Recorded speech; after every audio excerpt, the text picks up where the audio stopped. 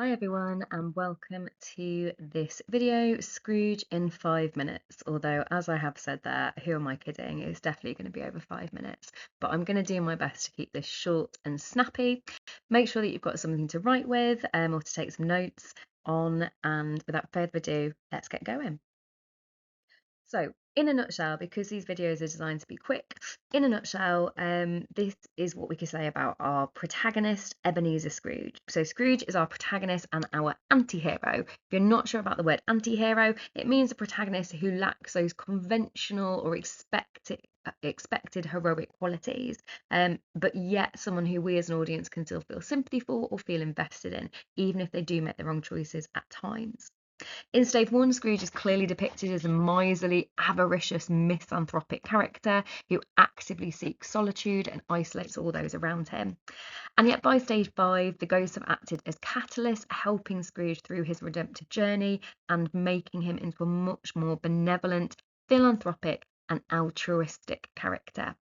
If you have not heard those words before, then it is well worth looking those up. They can roughly be used as synonyms, but there are some subtle differences between them.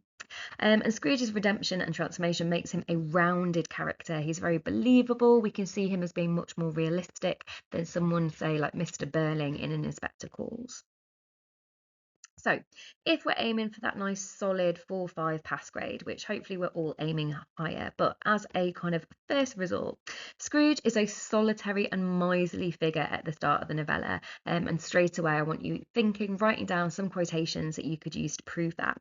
Remember, shorter quotations always better than longer quotations.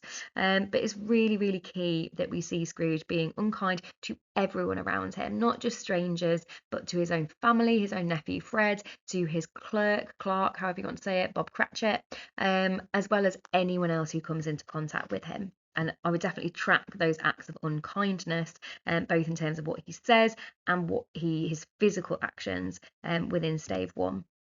However, once he's then visited by Marley's ghost towards the end of Stave 1, his change from being cold-hearted and indifferent begins immediately. Some students every year will always say, oh, Scrooge doesn't change until Stave 4, and that's just not true. We see those changes start to take root even from the very, very beginning. The visitations of the following three spirits only serve to push Scrooge further along this path of change and redemption. Without each of them, we could have argued that he wouldn't learn his true full lesson, as every spirit offers Scrooge a different lesson and a different way to reflect. A really good activity to do is to think of each of the ghosts. How do they treat Scrooge? How do they speak to Scrooge, if they speak to him? And how does that therefore encourage him to learn this key lesson and this message? And ultimately, Dickens uses Scrooge's transformation from a covetous old sinner to as happy as an angel. So I've deliberately used two religious kind of similes there. Sorry, the first one's not a simile, but you know what I mean.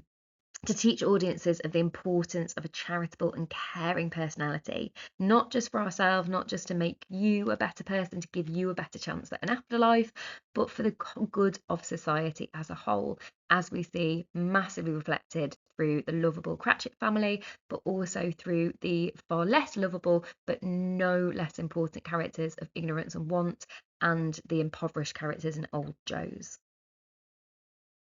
So if you are aiming much, much higher, straight away you can always see more information on the slide because I want to give you more and more and more. So Ebenezer Scrooge is that notorious anti-hero. His transformation as a dynamic and rounded character, moving from being avaricious to parsimonious to philanthropic and benevolent, has influenced society for almost 200 years. There is a reason why we keep talking about him and why he's such an iconic cultural figure. In Stave 1, Dickens almost uses Scrooge as this kind of grotesque caricature of unlikable, villainous kind of hatred. He's most definitely being used as an allusion to Thomas Robert Malthus. If you can't remember who that is, pause the video, do a little bit of research. And the reason that we have him as this really despicable allusion is to make sure that we as readers are in no doubt about what Dickens wants us to know is right. Is definitely a huge critique of Malthusianism. And by critiquing Scrooge so obviously, by situating him to begin with in such an obviously negative light, it allows Dickens to really clearly share his own humanitarian message. Again, there is nothing subtle about Dickens's message here. We're never in any doubt of what we are supposed to be believing. and that's really important because it links to his purpose. However, even in stave one, when we're looking for those higher levels, we can see there are those foreshadowed hints at Scrooge's hope for redemption. Those motifs that are used of kind of like things about the flint, the oyster, there's little hints at Scrooge having more within him. And the vignettes, the small scenes that Scrooge is shown by the spirits throughout staves 2 to 4, allow for this greater sense of pathos to develop for readers. As more modern readers, we can do lots of kind of psychological analysis of Scrooge's character. No wonder he chooses isolation and maybe chooses to be saved from rejection when he has experienced neglect, rejection and loss in his early childhood, as we see in stave 2. But again, as I've said previously, it's really important that we see that gradual awakening from Scrooge as he moves through these staves, moves through these journeys. We see that gradual awakening to the importance of social responsibility. He begins to focus on himself, to feel kind of like sorry for himself, but that very quickly turns into feel sorry for other characters. An activity you can do here is to track that through. Where do we see him move from the kind of intrinsic feeling sorry for himself to the extrinsic, to thinking of others? And Dickens uses that gentle awakening to the reality of all aspects of society, to everybody in society, to teach contemporary readers, to his readers, to more fully understand the nature of the world around them. It's too easy for the rich to dismiss the poor, as Scrooge does at the start of stave 1, as idle, and to see them as surplus, and to talk about decreasing the population, the surplus population. But Dickens shows that Scrooge says those words, we say those words out of a place of ignorance, and a complete lack of understanding. When Scrooge sees exactly who these words relate to, for example, cherubic little tiny Tim, he very quickly feels the shame and regret for the callous attitude that he has, and that kind of uneducated attitude that he has towards the poor. And Scrooge changes from a character who judges people through terms that are loaded with financial gain and profit, so as he said, like surplus, to becoming a second father to Tiny Tim, an incredibly close familial relationship. He's not a godfather, he is literally a second father. And he becomes a benefactor to those around him. He doesn't just help Tiny Tim and the Cratchits, although he does that significantly. He gives a great number of back payments to the portly gentleman. He wants to be a better man for the good of society. And the reason for this links hugely, radically to Dickens' own personal context, and to the context of the time. So I think it's really important here to talk about Malthusianism.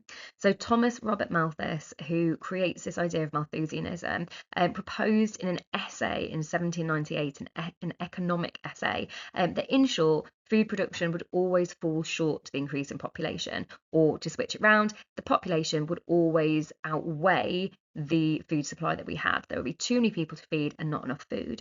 And because of that, he essentially, in obviously a very shortened form, he proposes the idea of, like a dog eat dog society. You look after yourself, and if you can't look after yourself, then sucks to be you, basically. Obviously, we wouldn't write that in those words in an exam. But Malthusians believe that ideas of social welfare, charity to the poor, that they are futile, they're pointless, they are in a lot of ways more harmful because they lead to increased dependency from the poor.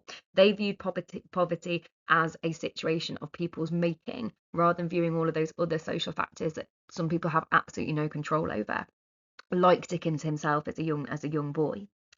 Now, the Poor Law Amendment Act of 1834, bearing in mind that that's happening kind of 9 years before Christmas Carol is written, it's seen by some, this is a quote from Adrian in 1992, as a Malthusian bill designed to force the poor to emigrate, to work for lower wages, or to live on a coarser sort of food. And the Poor Law essentially like rejecting the kind of idea of social welfare and social help, and leading to the creation and construction of the workhouses, can be seen through Scrooge's allusions to the portly gentleman when he says, "Are there no prisons?" and the union workhouses. He asks about the treadmill and the poor law in full vigour. Scrooge is really blatantly depicted there as this, as we've already said, villainous caricature of Malthusianism, and we are supposed to strongly, strongly dislike him at this point. And therefore, his epiphany, his change towards that more kind of righteous, religious, socially responsible knowledge is super, super important in the message Dickens wants to get across. Okay, trying to keep this, it's been much longer than 5 minutes, almost double. But hopefully that has been helpful. If you're looking for more help, please do. As usual, I'm going to recommend Mr. Bruff's Spotlight on Scrooge. I'm going to recommend BBC Bite Size, Spark Notes, the PMT guides. Please do use those for a little bit more information. Go back through what I've said, try and find those specific evidence and examples from within the text. And as always, guys, if this has been helpful, please do like and subscribe to our Cedars YouTube channel. Thanks, everyone.